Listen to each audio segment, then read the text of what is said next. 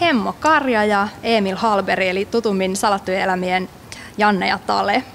Muistuisiko teille mieleen jotain älyttömimpiä Janne ja Talen sarjassa nähtyjä tempauksia, jotka on jäänyt elävästi mieleen?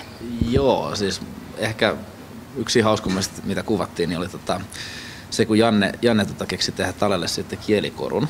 Ja sitähän ei vedetty millään ihan niinku klassisilla menetelmillä läpi, vaan siinä otettiin naula ja vasara ja siinä muistaakseni jonkun työkalupakin päällä sitten pistettiin se siitä läpi. Ja jollain pihdeillä pidettiin mun kieltä ja sitten... Taisi olla jotkut sellaiset grillipihdit. Jotkut sellaiset ja se oli ihan superhauskaa kuvata. Ehkä niinku hauskinta, mitä ollaan niinku ikinä tehty. Ja sit kun niinku seuraavan viikon sai vetää sillä niinku ihan täyttä sössätystä. Niin... Näytätkö kieltä nyt, miltä näyttää? No nyt se on ihan terve. Ei ole mitään reikää ja se tehtiin, siinä ei ollut niinku kielikorua, siinä oli vaan semmoinen niinku kuula, jossa oli reikä ja sit se piti niinku silleen imeä kohdilleen. Ja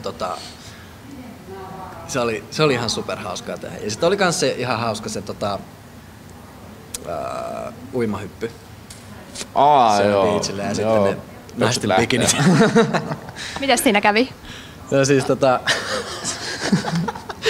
siinä oli silleen, että Tale yrittää tehdä vaikutuksen Sanniin. Ja sit Janne ehdottaa, että se hyppää sieltä uimatornista. Joo, uimatornista tai 5 metristä tyyliin. Joku sellainen. Ja sit mä en tosiaan usein hyppää mistään sellaisesta, niin mä olin vähän silleen niinku... Onko sun pakko teettää? Puntit tutisi siellä. Joo. Ja sit sit Tale hyppää sinne, mut sit sama kun se ui ylös, niin se on ihan innoissa ja ei huomaa sitä, että sillä on itse asiassa niinku uimashortsit, jotka oli semmoiset tosi niinku löysät ja isot. Niin